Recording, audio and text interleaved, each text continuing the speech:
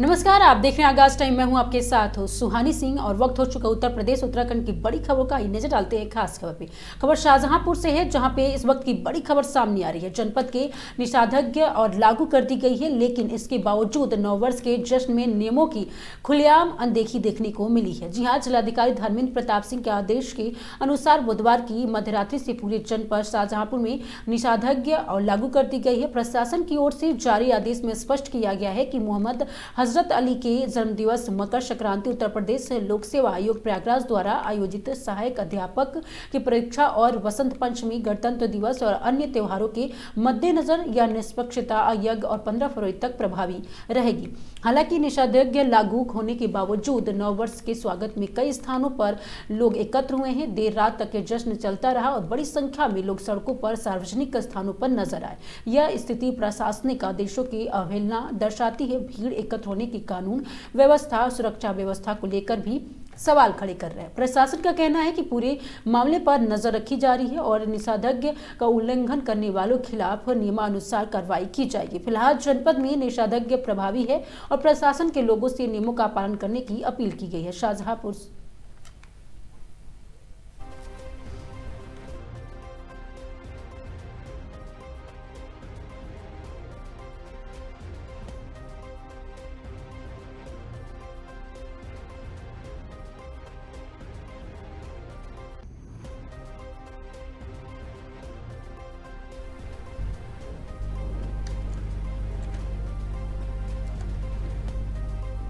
खबर सोनभद्र से, जहां पे ऑपरेशन रिंग रिटर्न के तहत पुलिस ने दिया नए वर्ष के सौगात। जी हां, खोए हुए 253 मोबाइल किया बरामद। 38 लाख रुपए कीमत की मोबाइल हुई बरामद। अन्य जिलों और प्रांत में चल रहे कई मोबाइल जी हां रिसर्च और वही पुलिस ने रिकवर कर स्वामियों को किया वापस। CEIR पोर्टल के माध्यम से रिकवर किए गए सारे मोबाइल एसपी अभिषेक वर्मा ने कहा कि मोबाइल होने पर कार्य और CEIR पोर्टल पर शिकायत कराए दर्ज पुलिस लाइन कर चुके हैं। बता दें कि FIR दर्ज हुई, पुलिस ने सभी को बुलाकर मोबाइल किया है वापस। मोबाइल पाकर लोगों ने पुलिस को जताया आभार।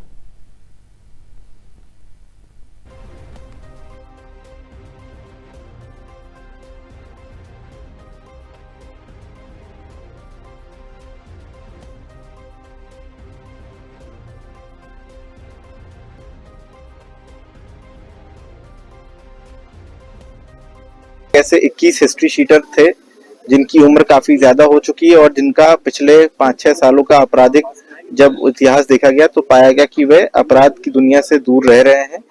इसको मद्देनजर रखते हुए 21 ऐसे लोग जो वृद्ध हैं, जो काफी एजेड हो चुके हैं और जो अपराध से दूरी बना के चल रहे हैं, आज उनकी निगरानी जनपद पुलिस द्वारा बंद कर दी गई है। उन सभी 21 लोगों को पुलिस लाइन बुलाया गया और वहां पे उनको ये बताया गया है कि आप अपराध और अपराधियों से दूरी बना करके रखें, जिससे आपकी आने वाला जीवन बेहतर हो सके।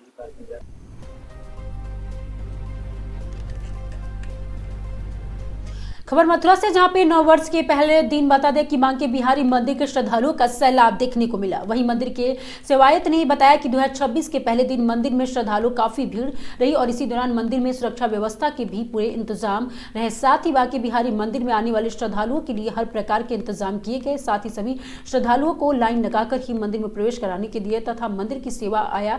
और तुमने बताया कि मंदिर की सिक्योरिटी के लिए अतिरिक्त पुलिस बल तथा मंदिर कमेटी के गार्ड भी लगाए गए, जिससे कि किसी प्रकार की भगदड़ या कोई भी हानि ना हो सके। श्रद्धालुओं ने अपने आराध्य के दर्शन का अमन चैन की प्रार्थना की और सभी खुश रहे, ऐसा भगवान बांके बिहारी से आशीर्वाद भी मांगा।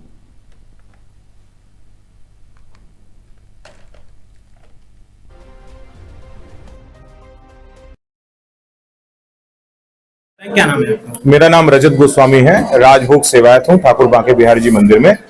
नववर्ष पे किस तरीके की भीड़ देखने को मिली, किस तरीके की व्यवस्थाएं की गई हैं? देखिए, नववर्ष पर भीड़ तो अटूट थी, ये पहले से ही सबको पता था। ये पहली बार नहीं है कि इस तरीके की भीड़ हो रही है। हर साल नववर्ष पर जो है, क्योंकि छुट्टियां भी रहती हैं और हर श्रद्धालु के मन में एक भाव रहता है कि जो है जो साल का अंत है वो ठाकुर जी के श्री चरणों में रहे और साल का जो प्रारंभ है वो ठाकुर जी के श्री चरणों से ही प्रारंभ हो। तो इस वजह से जो है भीड़ लगातार यहाँ पर थी ही थी।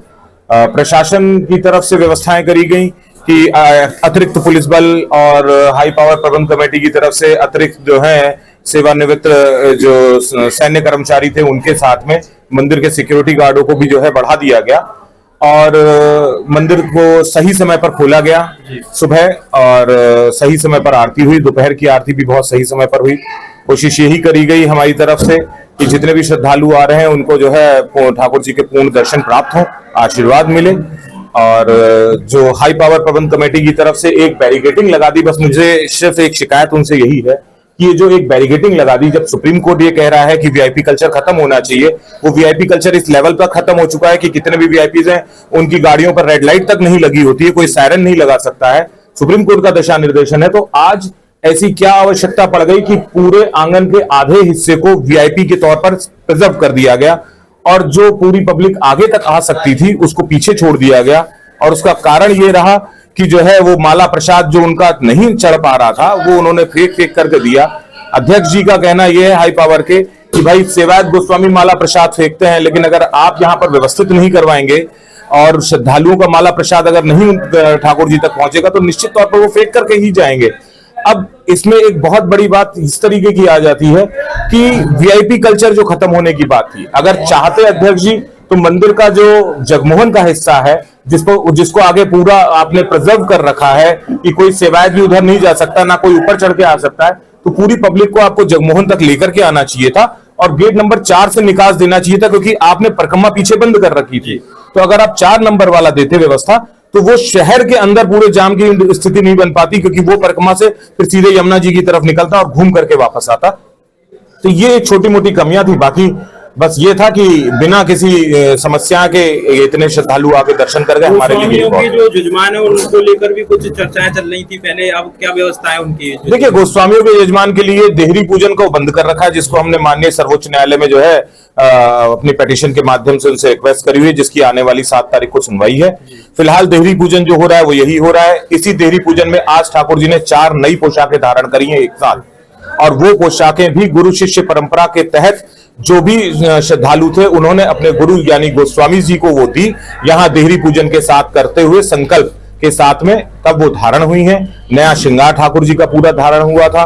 विधिवत ठाकुर जी बहुत। खबर उन्नाव से, जहां पे सर्दी में काम करने वाले सफाई कर्मियों को बड़ी राहत मिली है। जी हां, उन्नाव नगर पालिका ने सफाई कर्मियों को बांटी गर्म ड्रेस। वही बता दें कि नगर पालिका अध्यक्ष श्वेता भानु मिश्रा ने बांटी शीतकालीन ड्रेस, नए जूते, मोजे और शीतकालीन ड्रेस। बता दें कि पाकर सफाई कर्मियों को खिले चेहरे। नगर पालिका ने 24 बता दें कि समरसेबल पंप का भी करी शुरुआत। वही नगर पालिका अधिकारियों कर्मचारियों के साथ मौजूद रहे सभासद। उन्नाव शहर में एक निजी गेस्ट हाउस में भी हुआ कार्यक्रम।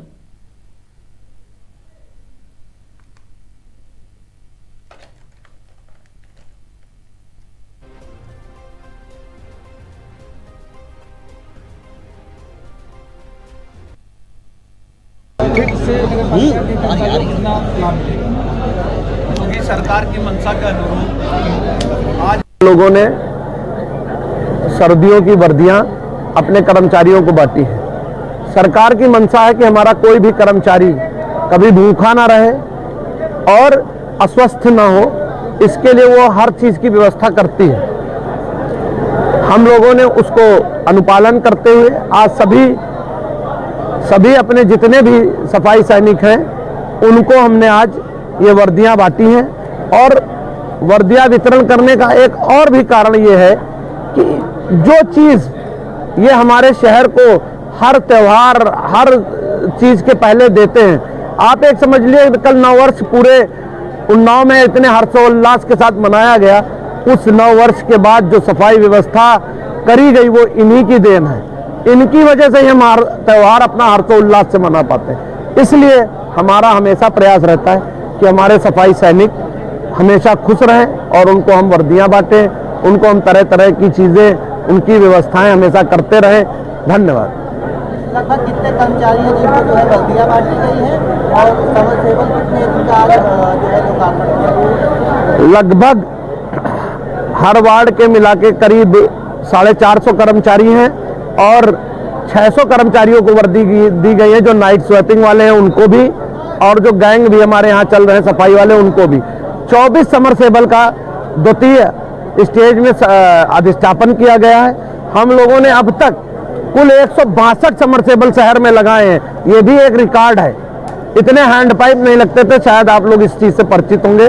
पहले किसी कार्यकाल में 5-5, 10-10 साल में एक वार्ड में 5 हैंडपाइप नहीं लगते थे, हमने 5-5 6-6 समरसेबल लगाए। खबर चित्रकूट से, जहां पे चित्रकूट जिले के करवी ब्लॉक के स्थित रामघाट पर नववर्ष 2026 के अवसर पर श्रद्धालुओं को भारी जमावड़ा देखा गया। प्रभु श्री राम के तपोभूमि चित्रकूट में शुक्रवार को तड़के से भक्तों की भीड़ उमड़ पड़ी। देश प्रदेश से आए श्रद्धालुओं ने अब मंदाकिनी तट पर धार्मिक अनुष्ठानों और पूजन अर्चना के साथ हृदय के नए साल की शुरुआत की। सुबह होते ही रामघाट पर धार्मिक गतिविधियां तेज हो गई। श्रद्धालुओं ने मंदाकिनी नदी में स्नान किया और घाट स्थित मंदिरों में जलाभिषेक कर सुख समृद्धि की कामना की। इस दौरान जय श्री राम के जयकारे गूंजते रहे। बड़ी संख्या में भक्त अपने परिवार के साथ यहां पहुंचे, जिनमें युवा और बुजुर्ग दोनों शामिल रहे।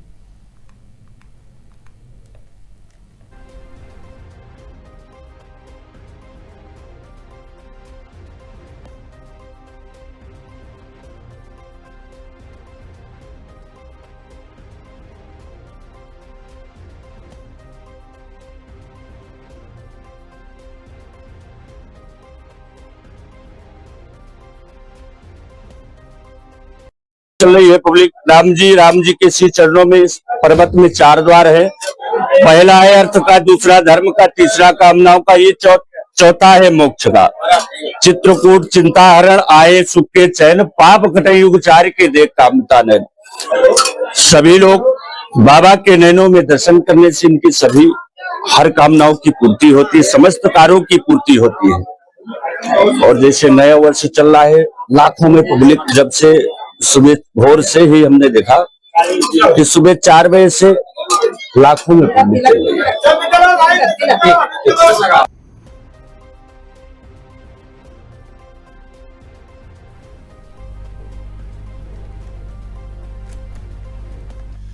खबर कानपुर से, जहां पे सर्विलांस टीम ने थाना साइबर क्राइम स्पेशल टीम और साइबर हेल्प डेस्क के द्वारा दी गई संयुक्त कार्रवाई। जी हां, आम जनमानस ने 261 गुमशुदा खोए हुए मोबाइल, अनुमानित कीमत लगभग 52 लाख रुपए की बरामद मोबाइल स्वामियों को किया सुपुर्द। वहीं विभिन्न राज्यों में विभिन्न जनपदों के थाना क्षेत्र से मोबाइल फोन की गुमशुदगी खोए हुए से संबंधित प्रार्थना पत्र सर्विलांस टीम और सीओ आपका देखिए IR पोर्टल के माध्यम से बरामद करने का दिया था निर्देश।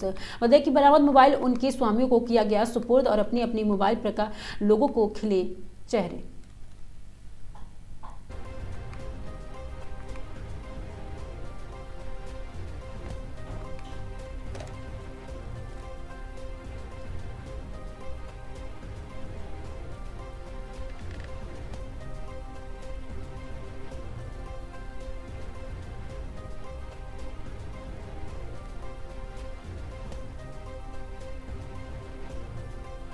मैम, पुलिस ने सफलता हासिल की है मोबाइल बरामद में। कितनी कीमत की है, कितने मोबाइल? देखिए, नव वर्ष के शुरुआत पे हम खड़े हैं। पिछला वर्ष खत्म हो रहा है, तो हम चाहते थे कि नए वर्ष की शुरुआत एक पॉजिटिविटी से हो जिले में। तो 261 मोबाइल हमने रिकवर किए हैं, जिसको हम उनके राइटफुल ओनर्स को हैंडओवर कर रहे हैं और इनकी लागत लगभग 52 लाख रुपए की है। और ये मौका ऐसा है कि जिसमें सभी लोग, जो भी लोग मोबाइल लेने के लिए आए हैं, उनके साथ हमें भी मिलने का मौका मिलता है। अपने जनपद के विभिन्न क्षेत्रों से लोग आते हैं, तो एक तरह से पुलिस और पब्लिक का इंटरेक्शन भी बढ़ता है। तो आज इसी के लिए हम लोग सब यहाँ पर पुलिस लाइन कानपुर देहात में उपस्थित हैं। खबर मथुरा से, जहां पे वृंदावन नगर निगम के द्वारा वृंदावन मुख्य मार्गों की सफाई और सफाई के बता दें कि साफ सफाई के मैकेनिकल स्वीपर मशीन और उद्घाटन किया गया। मशीन का उद्घाटन नगर निगम के महापौर विनोद अग्रवाल और वहीं आपको बता दें कि उप सभापति मुकेश सासवत के द्वारा किया गया। वहीं मशीन के बारे में जानकारी देते हुए लायंस सर्विसेज और लिमिटेड के इंजीनियर ने बताया कि लायंस की कंपनी करीब 50 साल पुरानी है और ये कंपनी अन्य शहरों में भी कार्य करती है और हमारी कंपनी पूरे विश्व के साथ कार्य करती है। और आज वृंदावन में लायंस सर्विसेज लिमिटेड के द्वारा वृंदावन की साफ सफाई के लिए 12 मशीन लगाई गई हैं, जो कि आपको दें कि छटकरा से लेकर विद्यापीठ चौराहे तक और वृंदावन के मुख्य मार्ग तक और मथुरा वृंदावन रोड पर साफ सफाई का काम करेगी। साथ ही उन्होंने यह भी बताया कि पेड़ों पर धूल जम जाती है, उसका जेट मशीन के द्वारा उनकी भी सफाई का कार्य किया जाएगा।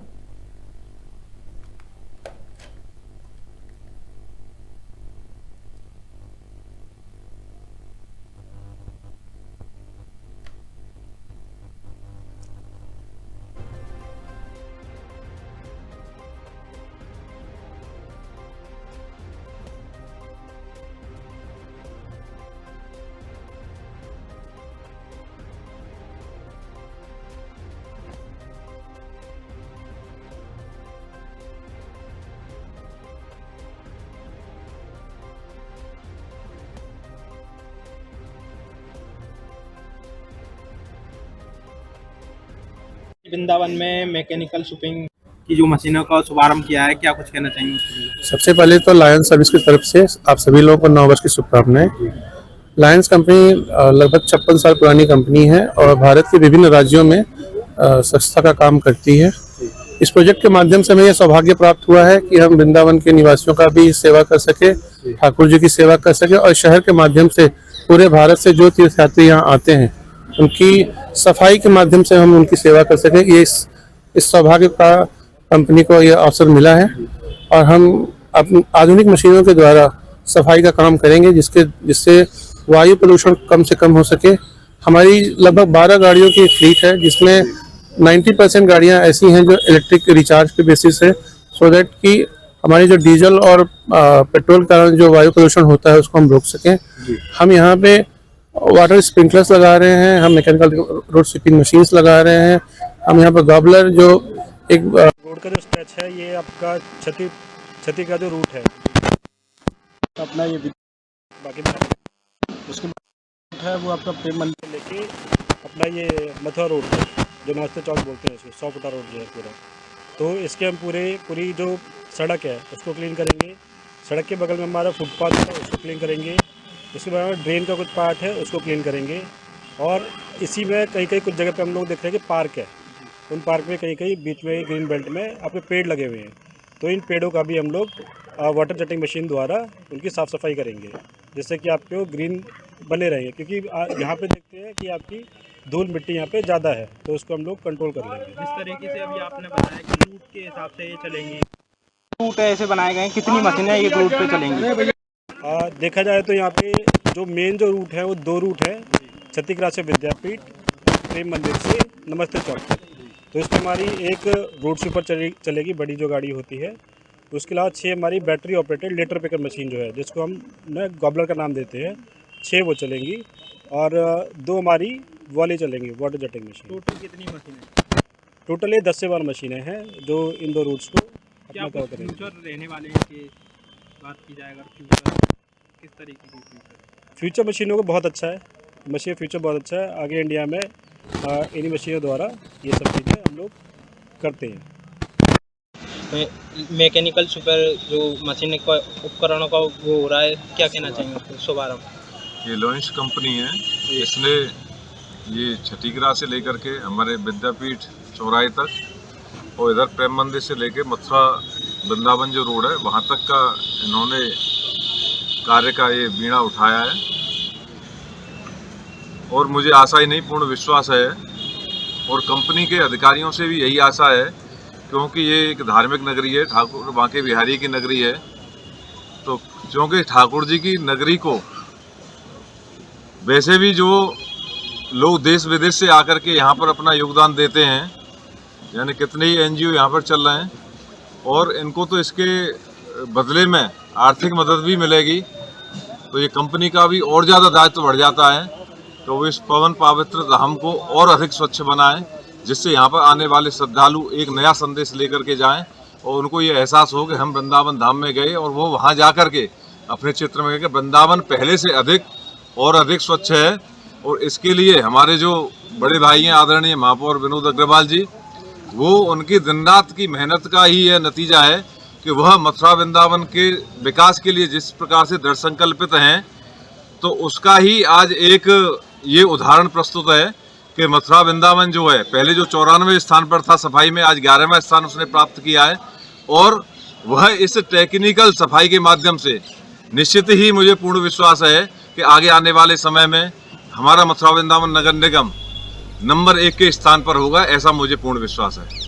खबर संडीला से, जहां पे सड़क सुरक्षा माह का शुभारंभ यातायात सुधार को लेकर लागू हुई नई रूट प्रणाली। जी हां, हरदोई पुलिस अधीक्षक जनपद हरदोई के निर्देश में शहरी यातायात पुलिस हरदोई द्वारा शासन की अवगति की मंशा अनुसार सड़क सुरक्षा माह का आयोजन संडीला बस अड्डा चौकी के सामने किया गया। कार्यक्रम का शुभारंभ मुख्य अतिथि उप जिलाधिकारी संडीला नारायणी भाटिया द्वारा फीता काट कर किया गया। इस अवसर पर अनुज मिश्रा, पुलिस उप अधीक्षक यातायात संतोष कुमार सिंह और पुलिस उप अधीक्षक संडीला अनिल सैनी और यातायात निरीक्षक संडीला स्थानीय थाना पुलिस के अधिकारी और कर्मचारी तथा क्षेत्र के गणमान्य नागरिक उपस्थित रहे। कार्यक्रम के दौरान आम जनमानस के यातायात नियमों के पालन, सड़क सुरक्षा और दुर्घटनाओं से बचाव के प्रति जागरूक किया गया। साथ ही सुगम और सुरक्षित यातायात व्यवस्था बनाए रखने के उद्देश्य से संडीला थाना क्षेत्र के 8 रूटों से विभाजित कर रूट प्रणाली लागू किए जाने की जानकारी दी गई।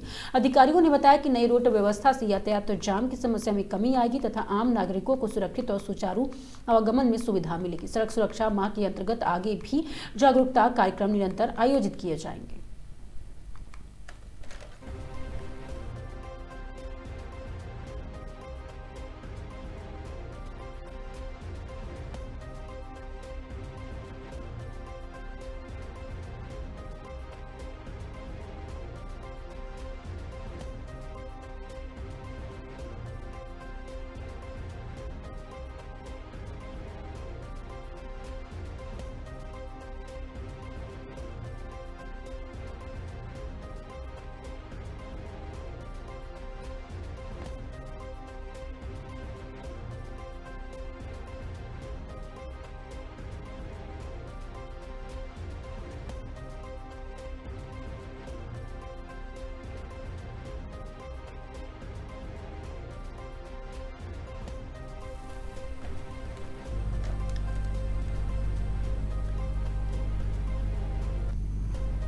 खबर लखनऊ से, जहां पे लखनऊ के बीकेटी थाना अंतर्गत नए साल पर अपने परिवार के साथ 51 शक्तिपीठ मंदिर दर्शन करने जा रही महिला टीचर को अपराधी की अस्थि और क्रॉसिंग के पास से अज्ञात वाहन जो कि टाटा मोटर्स कंपनी के चेसिस ने टक्कर मार दी और घायल महिला के स्थानीय निवासियों और पुलिस की सहायता से गदर की रामसागर मिश्र संयुक्त चिकित्सालय से ले जाया गया, जहां पे डॉक्टरों ने उसे मृत घोषित कर दिया। पुलिस ने पंचनामा भर शव को पोस्टमार्टम के लिए भेज दिया है। थाना प्रभारी निरीक्षक संजय कुमार सिंह ने बताया कि परिजनों की शिकायत पर अज्ञात वाहन की तलाश की जा रही है।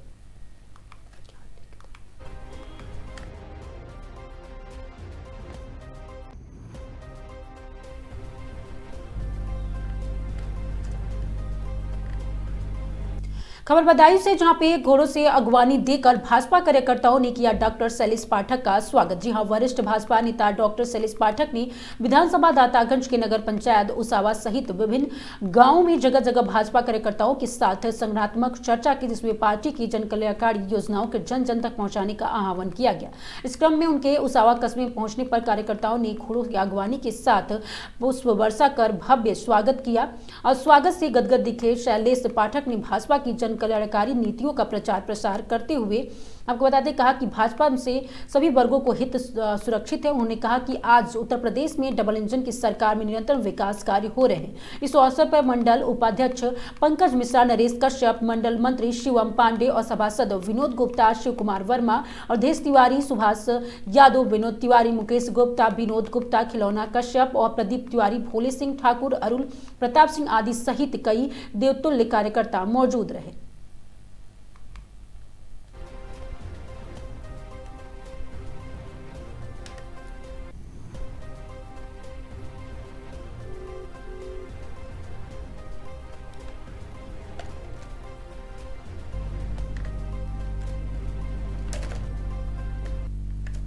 खबर गाजीपुर से है, जहां पे जनपद के देवकली क्षेत्र में अवैध रूप से संचालित अस्पतालों और मेडिकल क्लिनिकों का मामला सामने आया है। क्षेत्र में बिना पंजीकरण के कई प्राइवेट अस्पताल, नर्सिंग होम और मेडिकल क्लिनिक धड़ल्ले से संचालित हो रहे हैं और इस बात से स्वास्थ्य विभाग के अधिकारी भी स्वीकार कर रहे हैं। हाल में ही देवकली क्षेत्र के प्रभारी चिकित्सा अधिकारी द्वारा क्षेत्र में संचालित नर्सिंग होम और निजी अस्पताल का निरीक्षण किया गया। निरीक्षण के दौरान कई अस्पताल और नर्सिंग होम बिना किसी वैध पंजीकरण के अवैध रूप से चलाते पाए गए। स्वास्थ्य विभाग की ओर से ऐसे अस्पताल संचालकों को नोटिस जारी कर दिया गया। विभागीय अधिकारियों का कहना है कि निर्धारित समय के भीतर पंजीकरण न कराने वाले अस्पतालों के खिलाफ सीजिंग की कार्रवाई जल्द ही की जाएगी।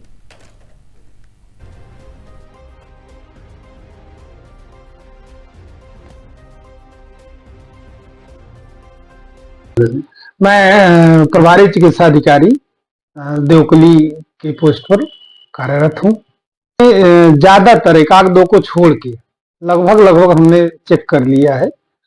कुछ ही छूटे होंगे जो इंटीरियर में बहुत होंगे और हमने पाया ये कि ज्यादातर पेपर नहीं है, किसी के पास डॉक्यूमेंट नहीं है, कुछ न कुछ कमियां जरूर है। मैंने वार्निंग दिया है कि आप लोग चलाने से मना नहीं किया जा रहा है, लेकिन डॉक्यूमेंटेशन और स्टाफ की एस्टेब्लिशमेंट मेंटेन करिए। ये वार्निंग दी। कौन कौन सा हॉस्पिटल है जो जिसको आपने वार्निंग दिया है? हमने शिव हॉस्पिटल को दिया है, आयुष्मान को दिया है, और क्लिनिक थे उधर रामपुर माजा की तरफ, मेडिकल स्टोर थे, बंगाली डॉक्टर साहब थे, उनका था। तो एक हॉस्पिटल था लेकिन उसने नाम बंद रखा था, बस केवल बोर्ड उसने क्या पेंट लगा दिया था, तो इसलिए नाम वो समझ में नहीं आया, लेकिन बेड उसके अंदर थे। एसओ साहब हम जब अंदर गए थे तो कम से कम 20-25 बेड थे इसमें, लेकिन पेशेंट नहीं थे, वो बंद कर दिए थे। एक बार लिखित तो दे दिया हमने, अब इसके बाद सीज की कार्रवाई होगी। अब सीज एसडीएम साहब को लेटर लिख रहे हैं, बाकी हॉस्पिटल का नाम लिखेंगे, मतलब एसडीएम साहब का और मेरा इन्वॉल्वमेंट रहेगा, थाने का भी इन्वॉल्वमेंट रहेगा, तो तीनों लोग उसको सीज करेंगे। अब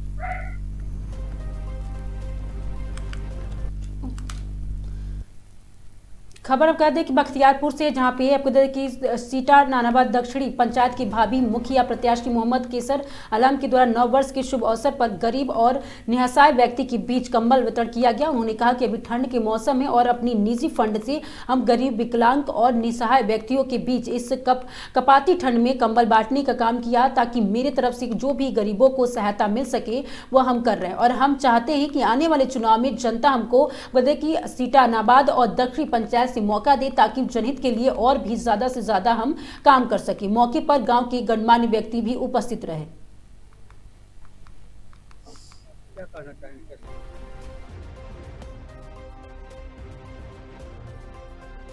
क्या गया है चौक बाजार पर, क्या कहना चाहिए, किसके द्वारा वितरण किया गया है? ये जो है सीटानाबाद दक्षिणी पंचायत के मोहम्मद केसर आलम है, जो अगले बार फिक्स चुनाव भी लड़े हैं, कई बार से चुनाव लड़ते आ रहे हैं। इस बार भी सभी गरीब आदमी को लगभग 500-700 कम्बल बटा वितरण किया गया, जिसमें हम सुबह से भी हम भी उसमें सम्मिलित थे। सभी गरीब आदमी वैसा आदमी को दिया गया है, इसमें अच्छे काम कर रहे हैं। क्या कहना चाहेंगे केसर बाबू के बारे में, चुनाव भी लड़ना चाह रहे हैं? जी, चुनाव लड़ेंगे तो देखा देंगे हम लोग, अच्छे सबको बार बार मौका दिए, इस बार इसको मौका देंगे। क्या नाम है? मेरा नाम अरुण कुमार शाह। आज पंचायत में रखा गया, क्या कहना चाहेंगे?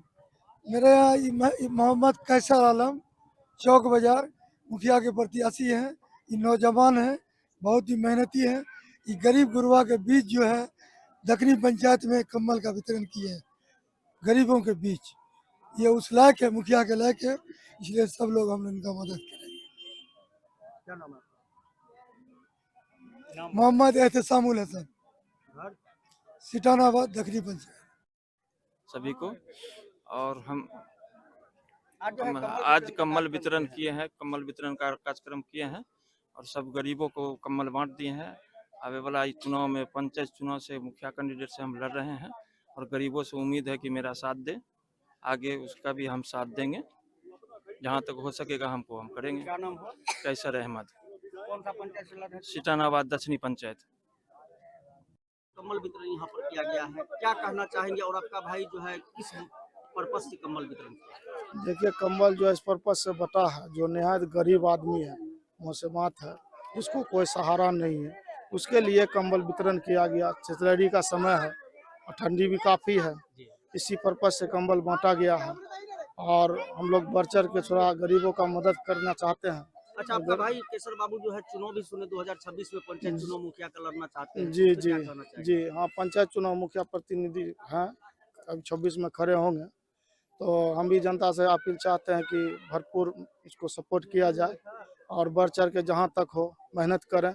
और हर बार है कि नया कैंडिडेट को ही देखें, हर बार पुराना जो भी होते हैं अपने हिसाब से अपना काम करते हैं, अपना समय को ख़त्म कर लेते हैं।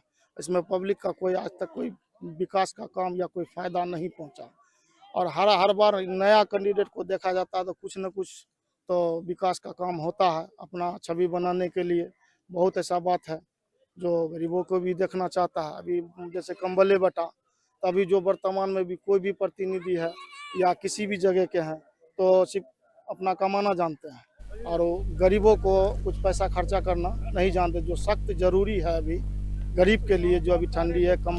खबर भागलपुर से, जहां पे बता दें कि अजब गैबीनाथ थेना और 9 वर्ष के लेकर जहां मंदिरों में श्रद्धालु पूजा करने पहुंचे, वहीं कड़ाके ठंड में भी 9 वर्ष के आसपास के इलाकों में आए। बता दें कि अजय गैबीनाथ मंदिर के घूमने पहुंचे परिजनों के साथ पहुंचे, सेल्फी लेते नजर आए। बता दें कि कोई गंगा किनारे से सेल्फी की पोज देते हुए दिखाई देता नजर आया, तो कोई फोटो खिंचवाने में लगा हुआ था। वह बता दें कि अजब वैद्यनाथ धाम में अपने परिवारों के साथ घूमने आई महिला ने कहा कि आज 2026 की पहला दिन था जहां शुभारंभ है, और वही बता दें कि बच्चों के साथ बहुत ही आनंद आता है, और वही बैजनाथ धाम में पर्यटक स्थल भी है।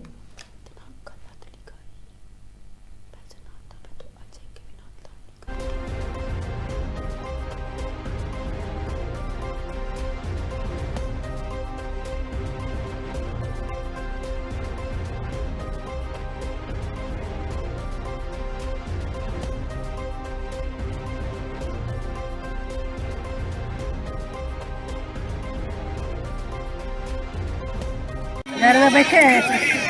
कैसा महसूस करता है? 1 जनवरी है, बहुत अच्छा लग रहा है। पूरा परिवार वार लेके? हाँ, फैमिली के साथ आए हुए।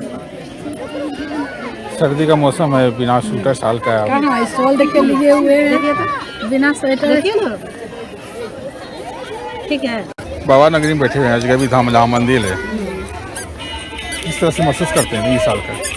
अच्छे महसूस करते हैं, और बाहर से भी आता है घूमने उमने के लिए, अच्छा लगता है। पर्यटक स्थल बन गया है, पूरा एंजॉय ले रहे हैं। हाँ।